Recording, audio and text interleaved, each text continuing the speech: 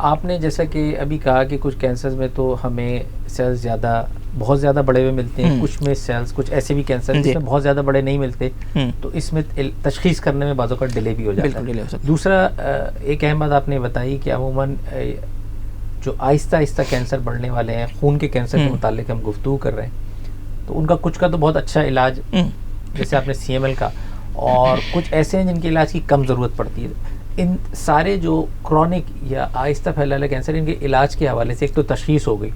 अच्छा, तशख़ीस का भी अमूमी तौर पे एक बुनियादी CBC के टेस्ट के अलावा कितना ख़र्च आगे के टेस्ट में अंदाज़ा हो जाएगा? क्योंकि टेक्निकल से ज़्यादा जो आम लोग हैं वो ये जानना चाहते हैं कि कितना ख़र्च हो जाएगा, कौन से इदारे इसका तशख़ीस कर सकते हैं और इलाज कर सकते हैं। तशख़ीस के लिए अमूमी तौर पर 4 से 5 इसके फर्दर टेस्ट उसमें होते हैं। जैसे CBC के बाद आपने बोन मैरो बायोप्सी करवा ली, हड्डी के गूदे का टेस्ट करवा लिया, उसके साथ साथ इसकी जो सेल्स किस किस्म के, उसकी इम्यूनोफिनोटाइपिंग करवा ली, यानी कि किस किस्म का कैंसर है उसकी तशख़ीस के लिए वो एक ख़ास किस्म का टेस्ट होता है जिसको इम्यूनोफिनोटाइपिंग कहते हैं। वो खून के ज़रिए से भी हो सकता है, वो हड्डी के गूदे के ज़रिए से भी हो सकता है, वहाँ से भी हम करते हैं। ये थोड़ा सा महंगा होता है। और PCR टेस्ट भी हम CML में कर रहे होते हैं? जी बिल्कुल। CML की जैसे अगर हम बात करें तो CML के अंदर हम जिन्याती लेवल के ऊपर जो टेस्ट करवा रहे होते हैं उसके अंदर PCR एक टेस्ट है, और वो PCR के बेसिस के ऊपर भी होता है, और साथ में दूसरा एक हम फिश टेस्ट होता है, उसके ज़रिए से भी हम उसका तशख़ीस कर रहे होते हैं। और आखिरी जो CML के अंदर भी बहुत इंपॉर्टेंट है जिसको हम साइटोजेनेटिक्स कहते हैं, यानी कि खून के अंदर जो हमारे क्रोमोसोम्स हैं, जो हमारे जिनियाती लेवल पे जो अज्जा हैं खून के, उसका हम देख रहे होते हैं कि वो वहाँ से इलाज, वहाँ पर एक्चुअल उसका जो है वो किस किस्म का है, उससे फिर हम कंफर्मेशन करते हैं उसकी तशख़ीस। तो ये जो, और दूसरे नंबर पे कि कौन कौन से जगहों पे हो रहा है, तो जितने भी कराची के अंदर 4 से 5 बड़े नाम, जैसे आपने Aga Khan hospital, Indus hospital, national institute of blood diseases, Dow university, Liaquat national hospital, ये सारे बड़े जो 4-5 बड़े हॉस्पिटल्स हैं, ये इन तमाम बीमारियों के तशख़ीस के तमाम टेस्ट परफॉर्म कर सकते हैं, और इलाज भी वहाँ मुमकिन है जी। अच्छा डॉक्टर साहब, आपने कमोबेश अच्छा डॉक्टर साहब, आपने जो कहा भी, जैसे कि हम अक्सर कैंसर में, बल्कि खून के कैंसर के अलावा, खून के कैंसर में कुछ ज़्यादा जिनियाती टेस्ट, हम तशख़ीस या इलाज में क्या ताल्लुक़ है? और ये टेस्ट महंगे भी होते हैं, जो हम PCR या जेनेटिक लेवल के जो टेस्ट होते हैं, आम तौर पे लोगों को बहुत महंगे भी लग रहे होते हैं, लेकिन ये क्यों ज़रूरी है?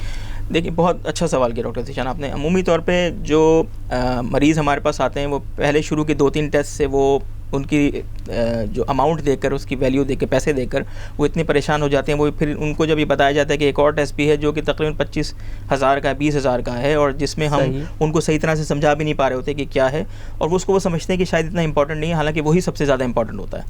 जैसे आपने बताया CML के अंदर ख़ास तौर पर जो इसका जिनियाती लेवल पर टेस्ट है, वो हमें हर 3 महीने पर करवाने की इंतहाई अशद ज़रूरत होती है, starting from the very beginning, यानी कि बिल्कुल जिस वक्त जब उसका तशख़ीस हम कर रहे होते हैं, तब से लेकर हर 3 महीने बाद और 12 महीने तक, उसके बाद साल में 2 मरतबा या 1 मरतबा, ये इस बिना पर कि आया उसकी बीमारी किस तरह से चल रही है। यानी कि तशख़ीस के साथ साथ बीमारी की ट्रीटमेंट को पता करने के लिए हमें भी ये टेस्ट करवाने पड़ते हैं। कि हाँ, वो उसका जो हम उसकी दवा दे रहे हैं, आया वो उस पर अमल कर रहे हैं, ठीक भी रहा है, ठीक भी हो रही है बीमारी, या बीमारी पे किस हद तक वो असरअंदाज हो रही है। तो वो इंतहाई ज़रूरी है वो जिनियाती लेवल का टेस्ट करवाना।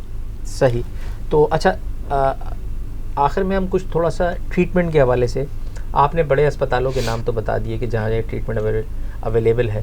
अच्छा, ये बताएं कि गरीब बंदा, चूँकि इलाज थोड़ा सा कैंसर्स का, किसी भी किस्म के कैंसर का महंगा होता है, मुश्किल भी होता है, नाकामी के भी इम्कानात होते हैं, तो ये जो क्रॉनिक यानी कि आहिस्ता फैलने वाले खून के कैंसर है, इनके इलाज की तकरीबन जो कॉस्ट है, इस इलाज की कीमत जो है वो कितनी है, ख़र्चा कितना है, और उसमें कामयाबी के इम्कानात किस किस्म के हैं? देखिए, उसमें मुख्तलिफ़ किस्म के जो अक़साम हैं क्रॉनिक कैंसर्स के, उसकी हर एक की डिफरेंट ट्रीटमेंट है, मुख्तलिफ़ किस्म की उसकी इलाज के जो अखराजात हैं, और इक़साम भी मुख्तलिफ हैं, ठीक है ना। तो उसके अंदर कुछ कैंसर ऐसे हैं, जैसे CML की हमने बात की, वो हम सिर्फ गोलियों के ज़रिए से उसका इलाज मुमकिन है। अब की रिसेंट, और ये बड़ा कॉमन कैंसर है, एक लिहाज से कॉमन कैंसर भी है, बिल्कुल। और खून का कैंसर जो है इसमें, तो इसके अंदर जो है इसका इलाज जो वो तकरीबन इस 4 से 5 लाख पर मंथ के हिसाब से। और कितने महीने चलता रहता है ये? इसका इलाज तो तकरीबन 4 साल तक चलता है, 4 से 5 साल तक चलता है। डिपेंड करता है कि ये किस हद तक बीमारी जो है उस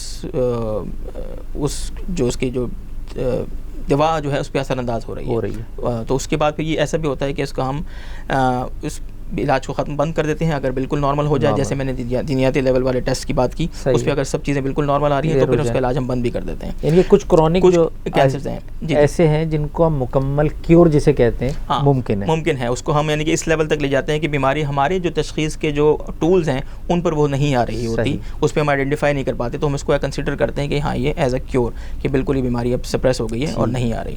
क्योर का वर्ड मेरे ख्याल में मुनासिब नहीं है इसको कहना कि बिल्कुल क्योर हो जाती है, लेकिन हमें पता नहीं है, वो दोबारा मालूम नहीं कि दोबारा आ जाए। बिल्कुल। अच्छा, आपने वो हमारी दरमियान में रह गई बात कि तकरीबन एक मिनिमम से मैक्सिमम जो आहिस्ता फैलने वाले लिकीमिया या लिम्फोमाज हैं, इनका खर्चा तकरीबन कितना होगा? 3 मिलियन 4 मिलियन? हाँ, 3 से 4 मिलियन से लेकर और फिर मैक्सिमम जो है, फिर अगर ट्रांसप्लांट पे जाए तो फिर उसका खर्चा तो है, अगर बोन मैरो ट्रांसप्लांट हड्डी के गूदे की तब्दीली 7 से 8 मिलियन तक भी जा सकता है। ठीक है। लेकिन अच्छी बात आपने ये बताई कि अगर वक्त पे तशखीस हो जाए तो क्रॉनिक ल्यूकीमिया अगर क्योर ना भी, लेकिन उनके नॉर्मल लाइफ एक्सपेक्टेंसी बिल्कुल जो है वो मेंटेन रहती है 10 से 15 साल। बिल्कुल 10 से 15 साल वो आराम से जी सकते हैं। जी हाँ, बिल्कुल। बहुत बहुत शुक्रिया डॉक्टर जवाद, बहुत शुक्रिया आपके आने का और इतनी मुफीद मालूमात लोगों तक पहुँचाने का। जैसा कि आप लोगों ने आज डॉक्टर जवाद की गुफ्तगू सुनी, जिसमें हमने खून के कैंसर जो आहिस्ता आहिस्ता फैलते हैं, इन कैंसर्स की ख़ास बात ये, एक तो ये आहिस्ता आहिस्ता फैलते हैं तो बाज़ औक़ात अगर सहूलतें ना हो तो इनको तशख़ीस करने में डिले भी हो जाता है, और अगर तशख़ीस जितनी देर होती चली जाएगी तो बेहतर इलाज करना मुश्किल हो जाता है, उसमें कामयाबी के इम्कानात कम हो जाते हैं। लेकिन पाकिस्तान में कराची में ख़ास तौर से कि बिलखुसूस कराची और पाकिस्तान के दीगर बड़े शहरों में अब खून के क्रॉनिक ल्यूकीमिया या आहिस्ता फैलने वाले कैंसर्स का इलाज मौजूद है। गो कि ये महंगा है, किसी हद तक हुकूमत इन प्राइवेट इदारों को मुख्तलिफ सपोर्ट कर रही है और कुछ फ़ंड कैंसर के हवाले से प्रोवाइड कर रही है।